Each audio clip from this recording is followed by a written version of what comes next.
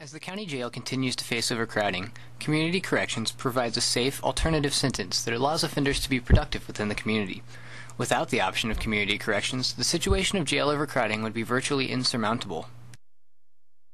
The low incarceration rate in Monroe County is largely accounted for by increased supervision of felony offenders who in the past would have been committed to the Department of Correction. Again, this is a result of the success of community corrections programs. Adult community corrections is divided into several components. The Community Alternative Supervision Program, or CASP, consists of 5 supervision levels that include work release, electronic monitoring, and day reporting. These separate supervision levels can also be utilized as standalone programs. The final community corrections component is the Community Service Program. The community corrections staff is highly qualified. Each full-time staff position requires a college degree, alcohol and drug certification, certification as a probation officer by the state of Indiana, and ongoing annual training. In 1999, the Community Alternative Supervision Program, or CASP, was created to implement incentive schemes for offenders in the reintegration process. CASP utilizes a continuum of sanctions approach. Community correction staff administratively move offenders through various levels of supervision intensity to reward appropriate conduct and behavior. If an offender violates the program or probation rules, the program also affords consequences. Depending on the violation, consequences may include being moved to higher supervision levels within the program or removed altogether.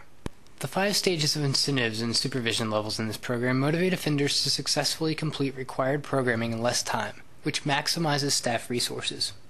In 2006, 511 persons were placed on the program. Offenders placed in Level 1 of the Community Alternative Supervision Program participate in work release. These first-level offenders have the highest degree of restriction in the program. The work release component operates using bed space provided by the Monroe County Jail. All activities are arranged between the jail commander and the case manager.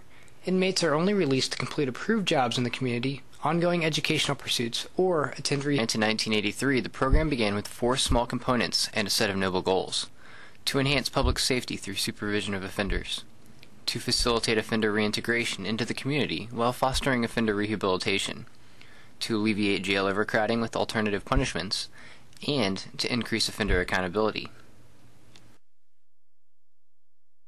Community corrections programs throughout the country are best known for providing alternatives to incarceration that save government thousands of dollars per offender. More importantly, though, corrections programs offer offenders an opportunity to learn and grow from past mistakes under direct court supervision in a supportive community atmosphere. Through corrections programs, offenders are taught essential life skills for application in the workplace or at home. When offenders are referred to corrections, each receives a personalized assessment to evaluate their individual needs. The assessment includes issues such as education, employment, financial, substance use, mental health, physical health, and family. Staff members use the assessment to design individual programming requirements for each offender. Offender incarceration is quite expensive. To place an offender in jail, approximately $58 is spent per day for each offender. This amounts to more than $21,000 every year. In contrast, the cost savings offered by corrections programs are tremendous. Corrections programs cost only $16 per day for each offender. These figures show corrections programs can decrease the average cost of rehabilitation per offender each day by $42. Over the course of a year, that's a savings of $15,000, which demonstrates the financial sense that supports quality corrections programming. The success of community corrections and probation programs relies heavily on the public's perception of crime. Does your own perception identify crime most closely with theft? What about domestic disturbances? Possibly the more serious violent and sexual crimes? Maybe you only notice crime in other communities. Maybe you don't think about crime unless you hear this.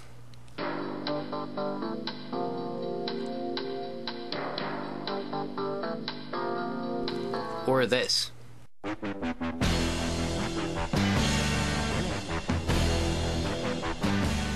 Do you really think crime always works in the same way presented on Law and Order and CSI? Unfortunately, crime involves all these elements and more. We must acknowledge crime does indeed exist here in our community. Here are some recent examples from the Herald Times. Robbery, drug dealing, public intoxications, child neglect, weapons smuggling, armed robbery, police chases, sexual battery and molestation. and that's just a 1-month period. Clearly the crimes that occur here in Monroe County are diverse, but far too common. This is not true just for Monroe County. Other similar communities in the United States are witness to the same crime patterns. During the past 25 years, the total correctional population in the United States increased from 1.8 million to 7 million. That's a 388% increase. Even when the effects of total population growth are removed, per capita correctional supervision rates have increased from 1,100 in 1980 to 3,150 in 2005. During this period, increasing demands have been placed on probation departments throughout the country that now serve more than 4 million offenders in the population. In Monroe County, the effects of these national trends is present as the community increasingly relies on community corrections services.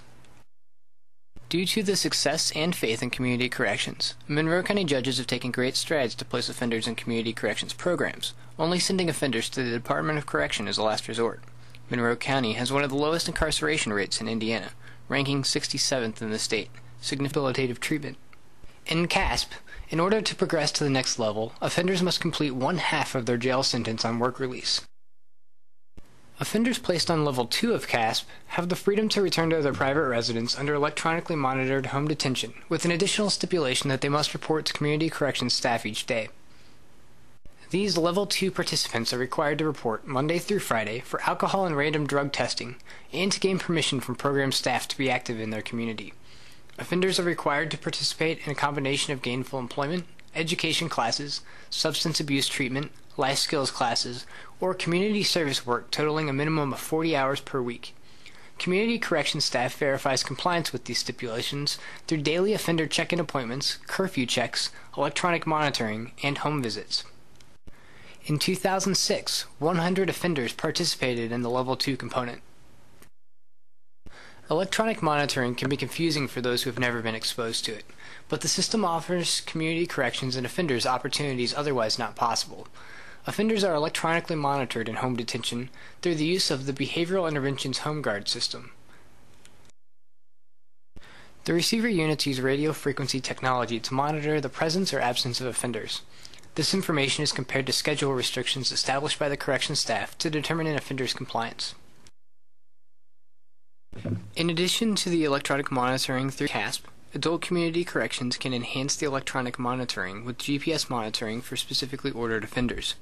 Typically, those offenders on GPS tracking are being monitored due to violent or sexually based offenses. GPS monitoring tracks an offender's movements while they are out in the community.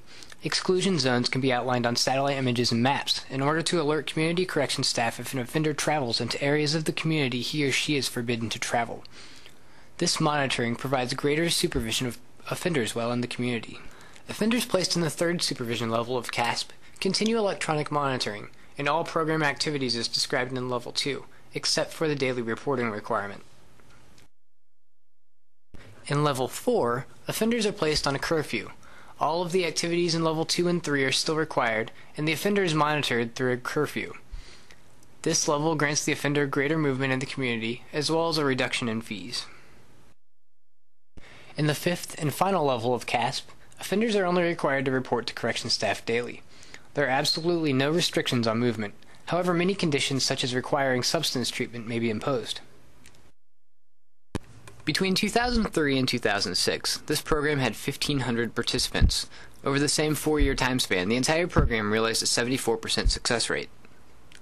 This means that 74% of all participants who began CASP successfully completed programming requirements, time stipulations, and other conditions.